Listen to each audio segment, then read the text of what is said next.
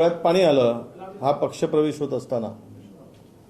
मला वाटतं की भारतीय जनता पक्षाच्या नेत्यांना पक्षाची दारं उघडी करत असताना आता कोणालाही घ्यावं त्याला कुठलंही आता बंधन ठेवलेलं नाही आणि पक्षाच्या आमदारांना सुद्धा त्यामध्ये विश्वासात घ्यायचं नाही. म्हणजेच आता पक्षात हुकुमशाही पूर्णपणे आलेली आहे आणि हुकुमशाहीनुसारच पक्ष चालणार हेच संकेत स्थानिक लोकप्रतिनिधीला डावलून झालेल्या पक्षप्रवेशावरून दिसते आहे. एक तर महाराष्ट्रामध्ये ज्या पद्धतीनं या पक्षाची वाटचाल सुरू आहे,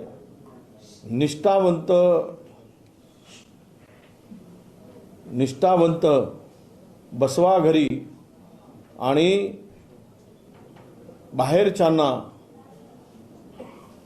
घ्यावा डोक्यावरी नवीन नारा यांनी द्यावा. आता हे निष्ठावंत आहेत, प्रामाणिक आहेत. मी एकदा नेहमी म्हणत असतो की सुधीर मुनगंटीवारांची जी काही अवस्था झाली, तर माझं डायलॉग नेहमी असतं की सुधीर भाऊचे आमदारकीचे वय झाले 31, पण त्यांना विचारत नाही देवेंद्र भाऊ फडणवीस.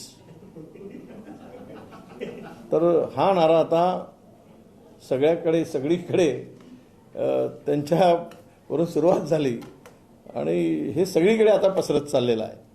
त्यामुळं त्याला तो कोण आहे हे पाहायचं नाही, पक्ष वाढवायचा आहे.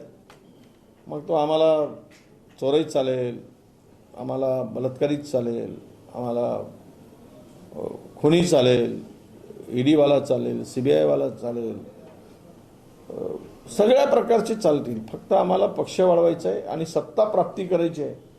एकच ध्येयाने झपाटलेला पक्ष कोणता असेल तर तो भारतीय जनता पक्ष आहे.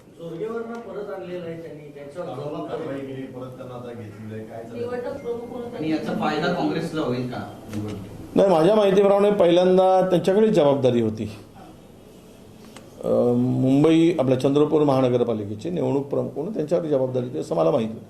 मध्यंतरी काय झालं मला माहीत नाही, पण पुन्हा दिली असेल तर भारतीय जनता पक्षामध्ये जोरगेवारांचा विश्वास ढळला आणि पुन्हा विश्वास दाखवला. ढळला आणि दाखवला यातलं जे काही अंतर आहे, मधातली गॅप, तर ती नक्कीच कार्यकर्त्यांना आनंद देणारी राहील, त्यांच्या आणि आमच्याही, असं म्हणायला हरकत नाही. सुधीर भाऊंसाठी सध्या दुःख आहे की आनंद आहे हे काही काळानंतर तुम्हाला मी सांगेल. आज घाई करू नका, त्यावर भाष्य करायचे.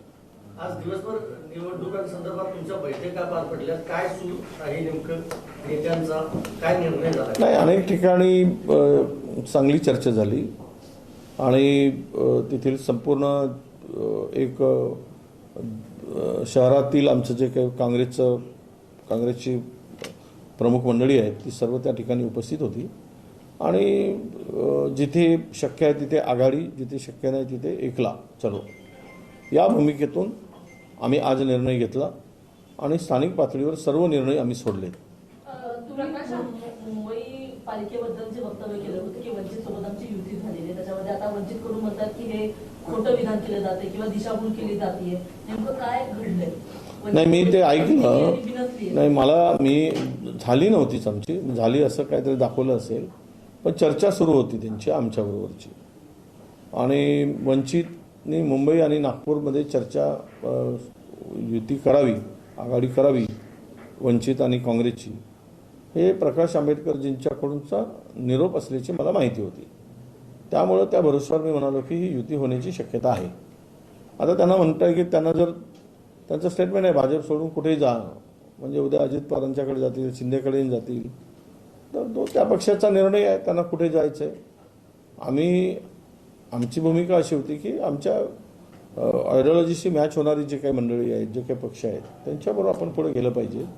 त्यामध्ये वंचित हा सुद्धा आमच्या पुढे होता पर्याय, म्हणून आम्ही सुद्धा त्या संदर्भात सकारात्मक होतो आणि आघाड्याबाबत आम्ही आजही सकारात्मक आहोत. मनसे सोडून जर शरद पवार साहेब आणि उद्धवजी यांची युती होत असेल तर आज आम्हाला कुठेही अडचण नाही, कालही नव्हती, आजही नाही आणि उद्याही नसणार. पण नवीन नवीन आघाडीमध्ये आलेले घटक पाहून त्यातला आमच्या लोकांचं जे काही मत आहे, आमच्या नेत्यांचं जे काही मत आहे, शेवट पक्ष हा नेत्यांच्या कार्यकर्त्यांच्या भरोशावर चालतो. त्यांनाच काम करायचं आहे, त्यांच्या निवडणुका आहे, स्थानिक निवडणुका कार्यकर्त्यांनी. त्या कार्यकर्त्यांच्या भावना लक्षात घेऊन मुंबईमध्ये हा निर्णय झाला की आम्ही स्वतंत्र लढायचं, किंवा शरद पवार साहेब असेल त्यांच्याबरोबर लढू, किंवा वंचित येत असेल तर त्यांच्याही बरोबर, नाही आले तर आम्ही स्वतंत्र लढायचा आमचा निर्णय फायनल आहे. तर मग आता चर्चा कुठपर्यंत आली? चर्चा चालू आहे, चर्चा थांबली आहे? नाही, आता माझ्या माहितीप्रमाणे ती चर्चा काँग्रेसबरोबर झाल्याची अध्यक्ष महोदयांनी मला सांगितली, पण त्यांची चर्चा पुन्हा दुसऱ्याही कोणत्या पक्षाबरोबर चाललेली असावी अशी शक्यता आहे. ही चर्चा सुद्धा माझ्या कानावर आलेली आहे.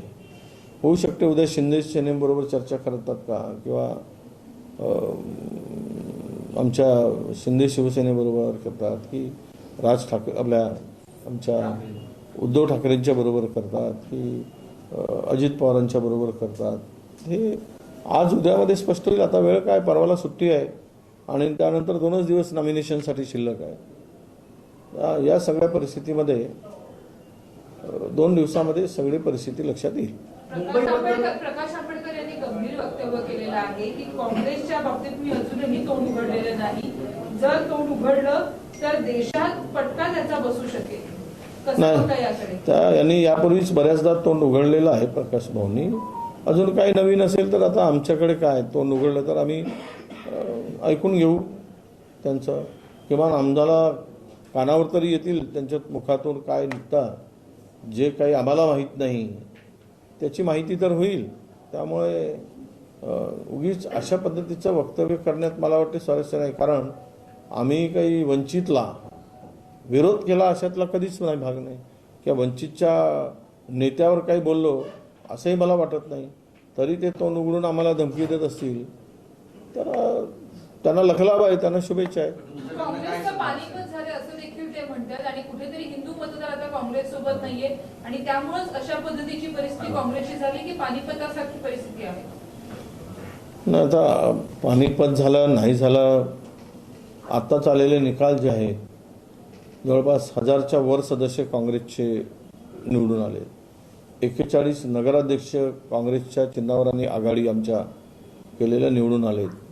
यावरून तरी पानिपत कुणाचं झालं कुणाचं नाही झालं हे आकडेच सांगतात. त्यामुळे आम्हाला बोलण्याची गरज आहे असं मला वाटत नाही.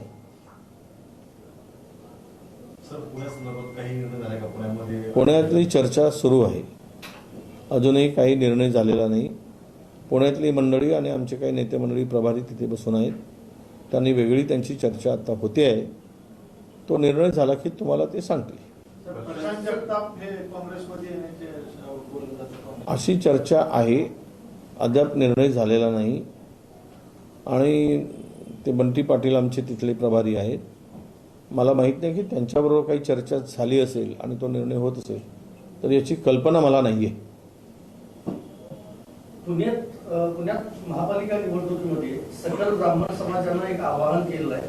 16 ते 18% त्यांची संख्या असतानाही राजकीय पक्षांकडनं ब्राह्मण उमेदवारांना डावललं जातं असा थेट आरोप केलाय त्यांनी आणि निवडणूक लढवण्याची घोषणा केली आहे. मी त्यावर काय बोलू? त्यांना कोणाकडून डावललं जात आहे? त्यांनी काँग्रेसकडे मागितलं का? तर डावलल्या म्हणून आमच्यावर आरोप. भाजपने जर डावललं असेल तर भाजपवर आरोप. तर भाजपच्याकडे आरोप आहे की काँग्रेसकडे आहे? कोण डावलला हे जर स्पष्ट झालं तर त्याचा खुलासा व्यवस्थित आम्हाला करता येईल. आणि देवेंद्र फडणवीस साहेब आहेत राज्याचे मुख्यमंत्री, त्यामुळे त्यांना निवडणूक तिथे काही फार कदाचित महत्त्व देत नसतील की मी आहे तर यांना महत्त्व देण्याची काय गरज आहे, असं कदाचित त्यांचा हेतू असेल. सर, मतांचं ध्रुवीकरण होत आहे असं कुठेतरी दिसते, कारण देवेंद्र फडणवीस एकीकडे म्हणतायत की जिहादी वृत्तीच्या विरोधात आपल्याला निवडणूक लढवायची.